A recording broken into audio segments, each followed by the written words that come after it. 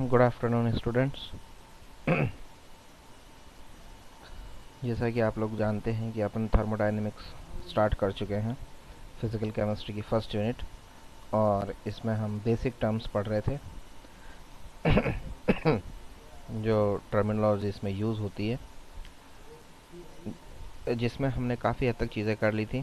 और homogeneous heterogeneous system भी हमने कर लिया था, और extensive intensive property, then state of a system जो 4 वेरिएबल्स थे उनके बारे में भी हमने पढ़ लिया था। थर्मोडायनेमिक इक्विलिब्रियम भी हम कर चुके थे। देन प्रोसेस जो होते हैं वो भी हमने किए थे। जो लास्ट जो प्रोसेस के अंदर बाकी रह गया था वो था रिवर्सिबल एंड इरिवर्सिबल प्रोसेसेस, यानी कि उत्क्रमणीय और अनु उत्क्रमणीय प्रक्रम। ठीक है, यानी रिवर्सिबल एंड इरिवर्सिबल प्रोसेस। ठीक है, यानी उत्क्रमणीय तथा अनु उत्क्रमणीय प्रक्रम, यह हमको जो है इसके अंदर करना है। ठीक है, तो देखिए हम बात करते हैं रिवर्सिबल की। तो जब किसी भी प्रक्रम को इस प्रकार से हम संपादित करें, यानी इस प्रकार से किया जाए प्रोसेस को, कि पूरे प्रोसेस टाइम में यानी प्रक्रम काल में किसी भी समय निकाय को अपनी ऊष्मा गति की साम्यावस्था से विचलन अनंत सूक्ष्म से अधिक ना हो, यानी जो विचलन है वो इनफाइनाइट सिमली से ज़्यादा ना हो। ठीक है, यानी अनंत सूक्ष्म परिवर्तन से ज़्यादा ना हो। अनंत सूक्ष्म का मतलब होता है बहुत माइन्यूट। अनंत सूक्ष्म मतलब छोटे से भी बहुत छोटा, यानी परिवर्तन हो तो बहुत माइन्यूट हो। ठीक है, अनंत सूक्ष्म से ज़्यादा परिवर्तन ना हो तो उसे क्या कहा जाता है? उत्क्रमणीय प्रक्रम यानी रिवर्सिबल सिस्टम कहा जाता है। अर्थात इस प्रक्रम में निकाय सदैव क्या है? ऊष्मागति की साम्य की अवस्था में बना रहता है। इट मीन्स इस कंडीशन में हमेशा जो सिस्टम है वो थर्मोडायनेमिक इक्विलिब्रियम की कंडीशन में हमेशा बना रहता है। ठीक है, देन इसके विपरीत यदि कोई प्रक्रम बहुत तीव्र गति से हो रहा है, यानी अगर प्रोसेस बहुत फास्ट हो रहा है या स्पॉन्टेनियस है, यानी अपने आप हो रहा है, स्वतः संपादित हो रहा है, तो वो कि हम करवा रहे हैं, और एक की कोई सिस्टम है जिसके अंदर कोई प्रोसेस अपने आप हो रहा है, स्पॉन्टेनियस हो रहा है, या हम कहें बहुत तेज़ी से हो रहा है, तो जो प्रोसेस टाइम है उस टाइम में जो सिस्टम है वो ऊष्मागति की साम्य में नहीं रह सकता, यानी कि इक्विलिब्रियम की जो कंडीशन है उस कंडीशन में नहीं रह पाता है। तो उस केस में उसे क्या कहा जाता है? अणु उत्क्रमणीय प्रक्रम कहा जाता है। जितने भी एनवायरमेंटल प्रोसेस होते हैं, वातावरण के जितने भी प्रक्रम होते हैं, सर्दी का आना जाना, बरसात, गर्मी, जो भी एनवायरमेंटल प्रोसेस होते हैं ये सारे इरिवर्सिबल है। जैसे पतझड़ है, बारिश है, ये सब इरिवर्सिबल है, क्योंकि ये क्या होते हैं? स्पॉन्टेनियस होते हैं, अचानक होते हैं, है ना। तो ये सारे क्या है? इरिवर्सिबल है, अनुत्क्रमणीय प्रक्रम होते हैं। ठीक है, किसी कोई भी प्रोसेस है उसमें दो टाइप के फोर्स होते हैं। एक होता है ड्राइविंग फोर्स यानी प्रेरक बल, और एक होता है अपोजिंग फोर्स यानी विरोधी बल। ड्राइविंग फोर्स जो उस पूरे प्रोसेस को करवाने के लिए है, और अपोजिंग फोर्स जो उस प्रोसेस को होने से रोकता है, यानी उसका विरोध करता है। जब ड्राइविंग फोर्स और अपोजिंग फोर्स दोनों इक्वल हो जाएं तो वो केस होता है इक्विलिब्रियम का, यानी उस केस में थर्मोडायनेमिक इक्विलिब्रियम यानी कि साम्य में, ऊष्मागति की साम्य में होता है सिस्टम।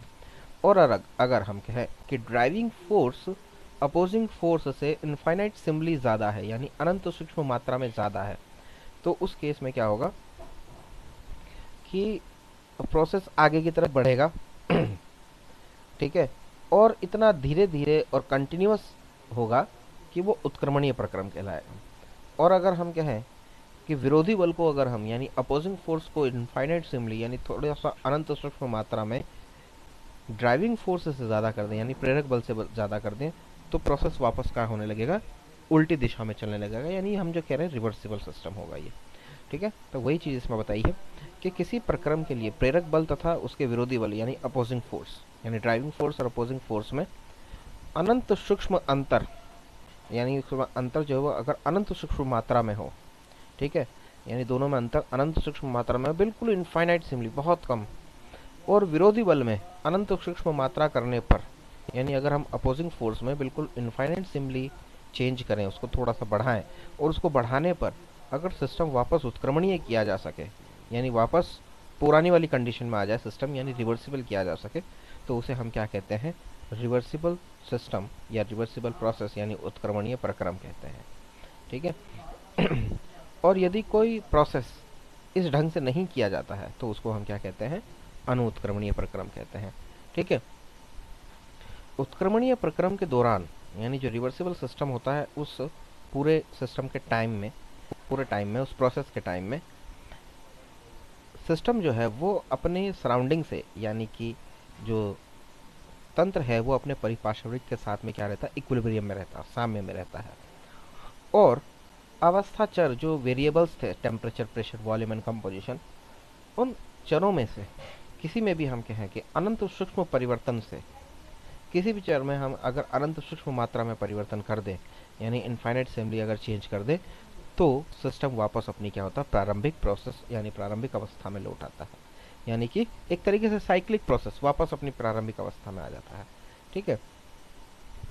नेक्स्ट जो पॉइंट है वो ये है कि जो रिवर्सिबल सिस्टम होते हैं ये बहुत ही स्लो, मैंने पहले ही कहा कि बहुत कंटिन्यूसली और बहुत स्लोली होते हैं, यानी बहुत मंद गति से होते हैं। ठीक है। और इनसे प्राप्त कार्य की मात्रा जो होती है वो मैक्सिमम होती है, बट वर्क जो होता है वो मैक्सिमम होगा, क्योंकि रिवर्सिबल है। रिवर्सिबल का मतलब क्या है कि सिस्टम किसी प्रोसेस में गया, पूरा प्रोसेस किया, वर्क किया और वापस अपनी पहली वाली कंडीशन में आ गया, यानी लॉस क्या हुआ, जीरो, कुछ नहीं हुआ। तो वर्क जो मिलता है इसमें, यानी वर्क जो होगा, प्रोडक्ट जो मिला, वर्क जो है वो कितना हुआ, इसमें मैक्सिमम हुआ। इसीलिए हम इनको क्या कहते हैं, आइडियल प्रोसेस कहते हैं, यानी आदर्श प्रक्रम कहते हैं। और ये एक हाइपोथेटिकल है, ध्यान रखिएगा, इस टाइप से हो नहीं सकता कोई भी प्रोसेस, क्योंकि कोई भी अगर प्रोसेस होगा, सिस्टम अगर कुछ भी प्रोडक्ट कर रहा है, सिस्टम चल रहा है, कोई भी काम कर रहा है, बना रहा है कुछ भी, तो वर्क तो होगा लेकिन उसमें कुछ ना कुछ चेंजेस आएंगे, यानी वो वापस पहली वाली कंडीशन में एग्जैक्टली नहीं आ सकता। इसीलिए हम कहते हैं ये आइडियल प्रोसेस होते हैं और आइडियलिटी इज ए हाइपोथेटिकल। ठीक है। फॉर एग्जांपल ये काफ़ी हद तक आप देखेंगे जो अपनी बैटरीज होती है उन पर ये चीज़ लागू होती है।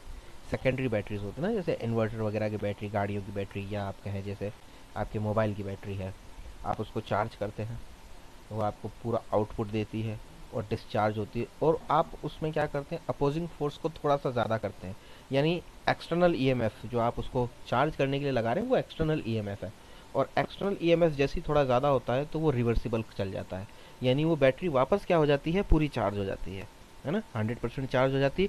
और फिर अपन उसको क्या करते हैं, यूज़ करते हैं, फिर अपन उसको एक्सटर्नल ईएमएफ पे लगाते हैं। तो जो जब हम वर्क कर रहे हैं, जैसे फ़ोन है, हम फ़ोन चला रहे हैं जब, तो जो बैटरी यूज़ हो रही है वो ड्राइविंग फोर्स है, लेकिन जब हम उसको चार्जर से अटैच करके और कनेक्शन, बिजली के कनेक्शन से लगाते हैं तो वो अपोजिंग फोर्स है जो उसको वापस क्या कर रहा है, अपोजिंग फोर्स ज़्यादा करने पर उसको वापस चार्ज कर देता है। ठीक है। यानी हमने एक एक्सटर्नल ईएमएफ ज़्यादा लगाया तो वो वापस पूरी रिवर्सिबल हो गया। लेकिन आपको भी मालूम है कि अगर ये आइडियल होता तो कभी भी बैटरी ख़राब नहीं होती, लेकिन आप अच्छी तरीके से जानते हैं कि चाहे इन्वर्टर, गाड़ियों की बैटरी है, इन्वर्टर की बैटरी है, वो 4 से 5 साल में ख़राब हो जाती है। उसका कारण क्या है कि हर प्रोसेस के टाइम में, यानी जितनी बार वो डिस्चार्ज हो रही, जितनी बार हम उसको चार्ज कर रहे हैं, उस प्रोसेस के दौरान उसमें थोड़ा बहुत क्या हो रहा है, लॉस होता जा रहा है, ख़राब होते जा रहा है थोड़ा थोड़ा। और एक टाइम ऐसा आता है कि जितना करंट हमें चाहिए उतना करंट वो नहीं दे पाती है और वो कम्प्लीटली ख़राब हो जाती है। मतलब 100% आइडियल नहीं है, बट काफ़ी हद तक आइडियलिटी के उस आती है इसके अंदर। ठीक है। क्योंकि 3-4 साल तक वो हमको बढ़िया बैटरी बैकअप जो है उसका मिलता है। ठीक है। तो बैटरीज जो है वो इसका एक बहुत बेस्ट एग्जांपल है, ध्यान रखिएगा। क्योंकि जनरली बच्चे जब ये पढ़ते तो सोचते सर कौन सा उत्क्रमणीय प्रक्रम, कौन सा अनुत्क्रमण प्रक्रम, इन जनरल लाइफ तो हमने कभी देखा ही नहीं, देखा है बट आप उसको समझ नहीं पाते हो। ये जो बैटरी वाला सिस्टम है इससे आपको ये ज़्यादा अच्छे से समझ में आएगा। ठीक है। तो उत्क्रमणीय प्रक्रम जो मैंने अभी कहा था कि ये आइडियल होते हैं, आइडियल मीन्स हाइपोथेटिकल या हम क्या थियोरेटिकल होते हैं, तो वही चीज़ है कि उत्क्रमणीय प्रक्रम पूर्णतः क्या होते हैं, काल्पनिक और सैद्धांतिक होते हैं, इन्हें अनुभव नहीं किया जा सकता। ठीक है। और अनुत्क्रमणीय प्रक्रम में तंत्र में पूरे समय में, अनुत्क्रमणीय प्रक्रम जो होते हैं यानी इरिवर्सिबल सिस्टम जो होते हैं उसमें पूरे टाइम में जो सिस्टम है वो अपने सराउंडिंग के साथ में क्या नहीं रहता, इक्विलिब्रियम में यानी साम्य में नहीं रहता है, और कभी भी प्रारंभिक अवस्था में नहीं लौटता, कभी नहीं लौटता। यानी इरिवर्सिबल सिस्टम जो होते हैं वो क्या होते हैं, तीव्र होते हैं, जबकि हमने कहा था उत्क्रमणीय यानी रिवर्सिबल सिस्टम जो है वो कैसे थे, स्लो थे, बहुत धीरे होते हैं, और इरिवर्सिबल जो होते हैं वो क्या होते हैं, फास्ट होते हैं। ठीक है। और इसमें जो कार्य की मात्रा है वो भी उत्क्रमणीय की अपेक्षा क्या होती है, कम होती है। इन्हें नॉन आइडियल या स्पॉन्टेनियस प्रोसेस भी कहते हैं। आप ध्यान रखिएगा कि ये मैंने यहाँ पॉइंट्स के फॉर्म में लिखे हैं, आप इनको अगर देखें, ध्यान से पढ़ेंगे, आपको पता चलेगा कि ये एक तरीके से डिफरेंस भी है रिवर्सिबल और इरिवर्सिबल में। तो अगर रिवर्सिबल और इरिवर्सिबल में डिफरेंस आए तो भी आप इन पॉइंट्स को जो है उस तरीके से लिख सकते हैं, जैसे रिवर्सिबल स्लो होते हैं, इरिवर्सिबल तेज होते हैं, रिवर्सिबल आइडियल होते हैं, इरिवर्सिबल नॉन आइडियल होते हैं, रिवर्सिबल में वर्क मैक्सिमम होता है, इरिवर्सिबल में वर्क कम होता है ना। ये सारी चीज़ें हैं। रिवर्सिबल में सिस्टम वापस अपनी पहली वाली कंडीशन में लौट आता है, रिवर्सिबल में ऐसा नहीं होता है। तो ये बहुत सारे इसके अंदर जो ये सारी चीज़ें हैं ये डिफरेंसेस में आ जाते हैं, ठीक है। लेबोरेटरी में और जो हमारे एनवायरनमेंट में होने वाले जो सभी प्रोसेस हैं वो कैसे हैं, इरिवर्सिबल। यहाँ इसी चीज़ को मैंने वापस पूरा जो है इंग्लिश में लिखा है, रिवर्सिबल एंड इरिवर्सिबल, ठीक है। तो ये आप पढ़िएगा, इसमें से जो इंग्लिश मीडियम के बच्चे हैं वो इसमें से पढ़ें। एग्जाम्पल यहाँ पर दिया रखा है हमने रिवर्सिबल प्रोसेस का, कि जैसे ये एक थर्मोस्टेट है जो टेम्परेचर मेंटेन रखने का काम कर रहा है, और यहाँ पे वाटर है, ठीक है, और उसके जस्ट ऊपर वाटर वेपर है, यानी आधा भरा हुआ है ये कंटेनर और पानी से, और ऊपर उसकी वेपर है, ठीक है। और इसके ऊपर एक पिस्टन लगा है जो कि क्या है, एक फ्रिक्शनलेस पिस्टन है, ठीक है, वेटलेस एंड फ्रिक्शनलेस। यानी ऐसा हमने माना, देखिए देखिए यहीं पर ये आइडियलिटी की जो कंसेप्ट है वो खत्म हो जाती है, क्योंकि हम एक सिंपल सी बात कहें कि वेटलेस कभी कोई चीज़ हो सकती है क्या। मान लीजिए पिस्टन है अगर, तो वो वेटलेस कैसे हो सकता है, अगर उसका मास है, उसका वो उसने अगर कोई वॉल्यूम ऑक्यूपाई किया तो वेटलेस नहीं हो सकता, पर मान लिया ऐसे कि ये वेटलेस एंड फ्रिक्शनलेस पिस्टन है, ठीक है। तो यहाँ पर जो एनवायरमेंटल प्रेशर है वो ड्राइविंग फोर्स है क्योंकि एनवायरमेंटल प्रेशर क्या करेगा, इस पिस्टन को दबाएगा, और दबाने से क्या होगा, वेपर कंडेंस होगी, कंडेंस होकर लिक्विड में कन्वर्ट होगी वापस। लेकिन अब ये थर्मोस्टेट पर रखा हुआ एक टेम्परेचर मेंटेन किया हुआ, तो वाटर गर्म हो रहा है, और जब गर्म होगा तो वेपर में कन्वर्ट होगा। तो वाटर जब वेपर में कन्वर्ट होगा तो वेपर क्या करेगी, इस पिस्टन को ऊपर की तरफ धकेलेगी, और वो क्या है, अपोजिंग फोर्स है। यानी वेपर प्रेशर जो है वो क्या है, यहाँ पर एक वाटर का जो वेपर प्रेशर बन रहा है वो अपोजिंग फोर्स है, और एनवायरमेंटल प्रेशर जो है वो क्या है, एक ड्राइविंग फोर्स है। इस डायग्राम से हमको यही समझाना है। तो जब ड्राइविंग फोर्स केस वन हम लेते हैं कि जब ड्राइविंग फोर्स अपोजिंग फोर्स के इक्वल है, यानी दोनों इक्वल हो जाते हैं, ये दोनों फोर्स अगर इक्वल हो जाते हैं, opposing force and driving force यानी एनवायरमेंटल प्रेशर, इसका मतलब क्या है कि जो वेपर प्रेशर लग रहा है वो एनवायरमेंटल प्रेशर के बराबर हो गया, तो सिस्टम कहाँ होगा, इक्विलिब्रियम में होगा, यानी system is in equilibrium condition, ठीक है। ये इक्विलिब्रियम की कंडीशन है साम्य अवस्था की। केस सेकंड हम ले रहे हैं कि driving force is infinitesimally higher than opposing force. हम यहाँ कह रहे हैं कि जो प्रेरक बल है, ये जो ड्राइविंग फोर्स यानी एनवायरमेंटल प्रेशर जो है वो अपोजिंग प्रेशर, अपोजिंग जो फोर्स है यानी जो वेपर प्रेशर का जो फोर्स है उससे स्मॉल अमाउंट में ज़्यादा, बिल्कुल थोड़ा सा ज़्यादा है। तो उस केस में क्या होगा, पिस्टन दबेगा, और जब पिस्टन दबेगा तो वेपर क्या होगी, कंडेंस होगी, यानी मॉलिक्यूल्स पास पास आएंगे, और जब कंडेंस होगी तो वेपर किस में कन्वर्ट होगी, लिक्विड में यानी वाटर में। तो वही चीज़ है कि water vapour convert into water यानी liquid, condensation process start, but this process is very very slow. मैंने कहा कि ये क्योंकि हम कह रहे ड्राइविंग फोर्स बहुत हल्का सा ही ज़्यादा है, ज़्यादा नहीं, बहुत हल्का सा ज़्यादा है, तो ये प्रोसेस बहुत स्लो होगा, यानी बहुत धीरे धीरे दबेगा, इतना धीरे दबेगा कि आपको पता भी नहीं चलेगा, ठीक है, कि वो प्रोसेस जो है वो बहुत ज़्यादा स्लो है, यानी this process is very very slow. And the release heat transfer into surrounding, क्योंकि जब वेपर कन्वर्ट होगी लिक्विड में बहुत स्लोली स्लोली कन्वर्ट होती जाएगी, तो हीट रिलीज होगी, क्योंकि ये कंडेंस है, ठंडी होकर इसमें कन्वर्ट होगी, तो हीट रिलीज करेगी। वो रिलीज हीट कहाँ जाएगी, यहाँ सराउंडिंग में, यानी इस बाहर वाले चैम्बर में जाएगी। पर वो इतना स्लोली चेंज हो रहा है कि वो डिजोल्व हो जाएगी वो जो हीट है, और इस बाहर वाले का टेम्परेचर कभी भी चेंज नहीं होगा।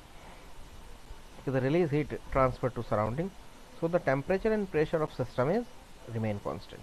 तो ये जो हीट जो एक्स्ट्रा जो यहाँ पे हीट रिलीज होगी वो कहाँ चली जाएगी, बाहर वाले में चली जाएगी, इस चैम्बर में, है ना। जब इस चैम्बर में चली जाएगी तो सिस्टम का जो टेम्परेचर है वो क्या रहेगा, मेंटेन रहेगा, यानी इस प्रोसेस में सिस्टम का टेम्परेचर चेंज नहीं होगा। इट मीन्स एक तरीके से हम ये कह सकते हैं कि आइसोथर्मल सिस्टम है, जबकि होना ये चाहिए था कि जब वेपर को हम दबा रहे हैं तो वेपर क्या हो रही है, वाटर में कन्वर्ट हो रही है, यानी लिक्विड में कन्वर्ट हो रही है, तो वो हीट रिलीज कर रही है, और उस हीट से क्या होना चाहिए था, सिस्टम का टेम्परेचर इंक्रीज होना चाहिए था। लेकिन ये प्रोसेस इतना स्लो है और इतना कंटिन्यूसली होता है कि हमें पता ही नहीं चलता कितना इतना स्लो हो रहा है, कि कब हो जाएगा पता नहीं चलेगा, और उस पूरे सिस्टम के टाइम में जो हीट रिलीज होगी वो कहाँ जाएगी, सराउंडिंग में चली जाएगी, और सिस्टम का जो टेम्परेचर है वो क्या रहेगा, मेंटेन रहेगा, ठीक है।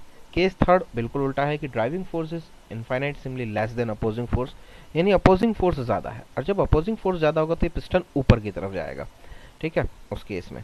तो opposing force is infinitesimally high, so water boil होगा, convert into vapour and piston move outside, ठीक है, वाटर बॉयल होगा, वेपर में कन्वर्ट होगा और पिस्टन किधर जाएगा, बाहर की तरफ, ऊपर की तरफ खींचेगा, ठीक है। द कप्टर reversibility applies not only to the pressure but also to temperature and other state functions या state properties। जो रिवर्सिबिलिटी का जो हम कह रहे हैं कि जो कंसेप्ट है वो केवल प्रेशर पे ही लागू नहीं होता बल्कि टेम्परेचर पे और बाकी के जो स्टेट फंक्शंस है सब पर लागू होता है, ठीक है, स्टेट प्रॉपर्टीज। अब यहाँ वही चीज़ आ रही कि ऊष्मागतिकी फलन या अवस्था फलन होता क्या है यानी sorry, what is the meaning of thermodynamic function और state function, यानी what is the state function, state function होते क्या है, अवस्था फलन क्या होते हैं। आगे पूरी 2 यूनिट के अंदर एक वर्ड आएगा आपके बार बार, ये स्टेट फंक्शन या thermodynamic function, generally state function आता है। तो स्टेट फंक्शन क्या चीज़ होती है ये जानना बहुत ज़रूरी है। State function is a property of a system which has a definite value for each state and does not depends on the path in which a particular state is obtained। यानी आपको सिंपल लैंग्वेज में अगर अपन देखें तो सबसे simple language में ये है कि इनिशियल और फाइनल स्टेट पे डिपेंड करता है, पाथ पे डिपेंड नहीं करता, कि किस रास्ते से होकर के वो प्रोसेस हुआ है उस पर डिपेंड नहीं कर रहा, केवल इनिशियल और फाइनल स्टेट पे जो चीज़ें डिपेंड करती हैं वो क्या कहलाती हैं, स्टेट फंक्शन कहलाती हैं। यानी state function is a property of a system, किसकी प्रॉपर्टी है ये, सिस्टम की प्रॉपर्टी है, which has a definite value for each state, जो हर एक अवस्था के लिए जिसकी क्या होती है, फिक्स वैल्यू होती है। यानी टेम्परेचर, जैसे इनिशियल स्टेट में टेम्परेचर क्या है, फाइनल स्टेट में टेम्परेचर क्या है, तो टेम्परेचर डिफरेंस क्या आएगा, फाइनल माइनस इनिशियल। मतलब इस पर डिपेंड नहीं कर रहा है कि वो प्रोसेस क्या था, डिपेंड किस पे कर रहा है, केवल इनिशियल स्टेट पे, फाइनल स्टेट पे। जैसे प्रेशर है तो इनिशियल स्टेट का प्रेशर क्या है, फाइनल स्टेट का प्रेशर क्या है, मेथड या प्रोसेस पर डिपेंड नहीं कर रहा या पाथ पर डिपेंड नहीं कर रहा है। तो वो जैसे इनिशियल स्टेट का प्रेशर P1 है, फाइनल का P2 है, तो P2 माइनस P1 तो डेल्टा P आएगा। तो ये जो डेल्टा P है या डेल्टा T है या डेल्टा V है ना, या हम बात करें जैसे एनर्जी की डेल्टा E है, यानी एनर्जी, टेम्परेचर, प्रेशर, वॉल्यूम, ये सारी चीज़ें क्या है, स्टेट फंक्शन है, क्योंकि ये किस पर डिपेंड कर रही हैं, ये इनिशियल और फाइनल स्टेट पर डिपेंड करती हैं, ठीक है। और हर स्टेट के लिए इसकी एक अलग वैल्यू होती है, फिक्स वैल्यू होती है, वो फिक्स वैल्यू होती है, स्टेट पर डिपेंड करती है, ना कि पाथ पर डिपेंड करती है, ठीक है। Which has a definite value for each state and does not depend upon the path in which a particular state is obtained. State function only depends on initial and final state of the system and not on how to system change from initial to final state। यानी initial और final state पे depend करेंगी, ये इस चीज़ पे depend नहीं कर रही कि कैसे इनिशियल स्टेट से फाइनल स्टेट में चेंज हुआ, इससे कोई मतलब नहीं है, यानी पाथ पे डिपेंड नहीं कर रही। अब जैसे मैं कहूँ इनिशियल टेम्परेचर, सिस्टम का इनिशियल टेम्परेचर 20 डिग्री है और फाइनल टेम्परेचर सिस्टम का हमने कहा कि 30 डिग्री है, तो डिफरेंस क्या है, 10 डिग्री। तो डेल्टा टी क्या है, 10 डिग्री, यानी इनिशियल स्टेट का टेम्परेचर 20, फाइनल स्टेट का टेम्परेचर 30। पर ये टेम्परेचर कैसे बढ़ा इस पर हम निर्भर नहीं कर रहे, इस पर डिपेंड नहीं कर रहा।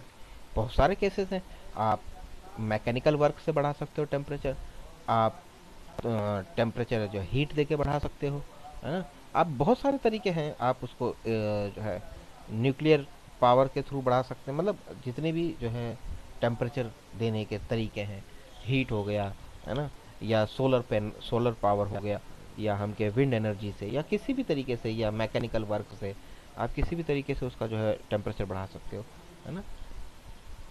लेकिन हम पाथ पर डिपेंड ही नहीं कर रहे हैं, हम क्या कह रहे हैं, इनिशियल और फाइनल स्टेट पर डिपेंड कर रहे हैं। आपने टेम्परेचर कैसे बढ़ाया उस मेथड पे नहीं, टेम्परेचर कितना है इनिशियल और फाइनल स्टेट का उस पर, ठीक है। तो वही चीज़ है, the state function only depends on initial and final state on the system, not on how to system change from initial to final state। और इसके एग्जांपल्स यानी स्टेट फंक्शन कौन कौन से होते हैं, temperature, volume, pressure, entropy, internal energy, enthalpy, free energy, ये सारी चीज़ें। फ्री एनर्जी में गिब्स एनर्जी आ जाती है यानी जी, और हेल्महोल्ट्ज एनर्जी आ जाती है यानी ए, हेल्महोल्ट्ज, ठीक है। हेल्महोल्ट्ज एनर्जी भी क्या है, स्टेट फंक्शन है, गिब्स एनर्जी भी स्टेट फंक्शन है, temperature, pressure, volume state function है, एंट्रोपी सेकेंड यूनिट में आएगा आपके, स्टेट फंक्शन है, इंटरनल एनर्जी स्टेट फंक्शन है, एंथैल्पी जिसको हम एच से डिनोट करते हैं ये भी क्या है, एक स्टेट फंक्शन है, ठीक है। लेकिन अगर हम कहें heat, heat is not a state function, ठीक है। Work, work is not a state function because that depends on path, ठीक है। हीट एंड वर्क ये दोनों क्या करते हैं, पाथ पर डिपेंड करते हैं। अगर आपने पाथ लंबा लिया तो वर्क ज़्यादा करना पड़ेगा ना, तो और हीट भी ज़्यादा उसके अंदर क्या होगी, इन्वॉल्व होगी, या तो ज़्यादा रिलीज होगी या ज़्यादा जो है अपन कहेंगे कि कंज्यूम होगी। बट ये दोनों पाथ पर डिपेंड करते हैं। तो हीट और वर्क जो है वो क्या है, स्टेट फंक्शन नहीं है because they depend on path. ये सारी चीज़ें जो थी यहाँ पर ये सब क्या है, पाथ पर डिपेंड नहीं कर रही, then they are called state function. यानी delta X is equal to x2 minus x1। अब इनमें से कोई भी चीज़ रख दो, जैसे एनर्जी होगा तो E2 minus E1, gives free energy होगा तो G2 माइनस G1, टेम्परेचर होगा तो T2 माइनस T1, वॉल्यूम होगा तो V2 माइनस V1, प्रेशर होगा तो P2 माइनस P1। इस तरीके से यहाँ पर हम कुछ भी रख सकते हैं, ठीक है। वही हिंदी में यहाँ पे लिख रखा है कि निकाय के वे गुण जो सिर्फ प्रारंभिक अंत्य अवस्थाओं पर निर्भर करते हैं, पद पर नहीं अवस्था फलन कहलाते हैं, ठीक है। अब यहाँ पर है कंसेप्ट हीट और वर्क का, ठीक है, क्योंकि यहाँ पे डेफिनेशंस दी हुई है, पहले हीट की दी हुई है, देन वर्क की दी हुई है, ठीक है। ये हीट और वर्क अपन कर लेते हैं आज, देन उसके बाद में हम कल करेंगे, ठीक है। तो देखिए what is the meaning of heat and work, बहुत समझने वाली चीज़ है। व्हाट इज़ हीट, जब दो अलग अलग ताप की वस्तुएं, जैसे निकाय है और परिपार्श्विक, यानी कि जैसे सिस्टम और सराउंडिंग, क्योंकि सिस्टम और सराउंडिंग का टेम्परेचर इक्वल नहीं होता, ठीक है। दो अलग अलग ताप की वस्तुएं जो है वो जब एक दूसरे के संपर्क में आती हैं, यानी एक दूसरे के कांटेक्ट में जब आती हैं, तो ऊर्जा हमेशा गर्म वस्तु से ठंडी वस्तु की ओर बहती है। आप जानते हैं कि एनर्जी का एक यूनिवर्सल ट्रुथ है ये, कि हीट या एनर्जी या कोई भी चीज़ है, चाहे वेपर प्रेशर है चाहे कुछ भी है, वो हमेशा हाई से लो की तरफ अपने आप जाता है, ठीक है। ये यूनिवर्सल लॉ है, इस पर कोई कोई भी जो है किंतु परंतु नहीं लगता, हाई से लो की तरफ चीज़ें अपने आप जाएंगी। तो एनर्जी भी जो है वो गर्म वस्तु से ठंडी वस्तु की तरफ अपने आप बहती है। मान लीजिए सिस्टम का टेम्परेचर ज़्यादा है, सराउंडिंग का कम है, तो सिस्टम से सराउंडिंग की तरफ जाएगी एनर्जी। अब मान लीजिए सराउंडिंग का ज़्यादा है, सिस्टम का कम है, तो सराउंडिंग से सिस्टम की तरफ जाएगी एनर्जी, तो अपने आप जाती है। ऊर्जा के इस रूप को हम क्या कहते हैं, ऊष्मा कहते हैं। This form of energy is called heat because the flow of energy in the form of heat, क्योंकि उस ऊर्जा का ये रूप जो है वो क्या कहलाता है, ऊष्मा यानी हीट कहलाता है। क्योंकि जो ऊर्जा यहाँ पर बहती है अधिक से कम की तरफ, वो बहती किसके कारण है, हीट की वजह से। यानी वो जो है किस रूप में बहती है, हीट के रूप में बहती है। देखिए ऊर्जा के बहुत सारे रूप हैं, बिजली के रूप में तो नहीं बह रही, ऐसा थोड़ी कि एक तरफ टेम्परेचर कम है दूसरी तरफ ज़्यादा तो उधर करंट आ जाएगा, नहीं, हीट के रूप में बहती है, ठीक है, यानी ऊष्मा के रूप में बहती है। ऊर्जा के इसी रूप को हम क्या कहते हैं, ऊष्मा कहते हैं। इसका मतलब क्या हुआ कि ऊष्मा ऊर्जा का एक रूप है, ठीक है, जो दो वस्तु जिनके ताप अलग अलग हैं उनको आपस में संपर्क में लाने पर, जब उनको आपस में संपर्क में लाते हैं तो अधिक ताप वाली वस्तु से कम ताप वाली वस्तु तक तब तक बहती है जब तक कि दोनों वस्तुओं का ताप बराबर ना हो जाए। नेचुरल सी बात है कि ऊष्मा क्या है, ऊर्जा का ये एक रूप है जो कब आपके आप देखें कि कब आपको देखने को मिलेगा कि जब दो अलग ताप वाली वस्तुओं को संपर्क में लाने पर अधिक ताप वाली यानी हाई टेम्परेचर वाली जो हमारी बॉडी है उससे लो टेम्परेचर वाली बॉडी की तरफ अपने आप बहती है, और तब तक जब तक कि दोनों तरफ का टेम्परेचर क्या ना हो जाए, इक्वल ना हो जाए, तब तक बहती है। यानी heat is not a kind of matter which may be contained or which may flow. It is the method of energy transfer. ये method of energy transfer है between two bodies or system, and this operate only when there is a temperature difference. यानी जब ताप में अंतर होता है, यानी वही है कि जब दो बॉडीज हैं और उनके टेम्परेचर में डिफरेंस है, तभी आपको क्या मिलेगा, हीट देखने को मिलती है। कि heat is a form of energy, क्योंकि एनर्जी फ्लो होती है in the form of heat, और कब तक होती है फ्लो, जब तक कि दोनों बॉडीज का टेम्परेचर इक्वल नहीं हो जाता तब तक। और किधर बहती है, हाई टेम्परेचर वाली बॉडी से लो टेम्परेचर वाली बॉडी की तरफ बहती है अपने आप। ये तो कंसेप्ट हुआ हीट का, ठीक है। देन व्हाट इज वर्क, यानी कार्य। कार्य क्या है, कार्य वो मात्रा है जो निकाय की बाउंड्री से, यानी निकाय की जो परिसीमा है उससे किसी परिवर्तन के दौरान प्रवाहित हो रही हो, ठीक है। और जो पूर्णतः परिपार्श्विक में यानी कि सराउंडिंग में किसी वजन को उठाने में परिवर्तित हो रही हो, यानी सराउंडिंग में किसी वेट को उठाने में लग रहा हो। यदि निकाय परिपार्श्विक पर कार्य करता है, यानी कि सिस्टम अगर सराउंडिंग पर वर्क करता है तो निकाय की इंटरनल एनर्जी कम हो जाती है, क्योंकि उसने वर्क किया तो उसने क्या किया, अपनी इंटरनल एनर्जी को खर्च किया।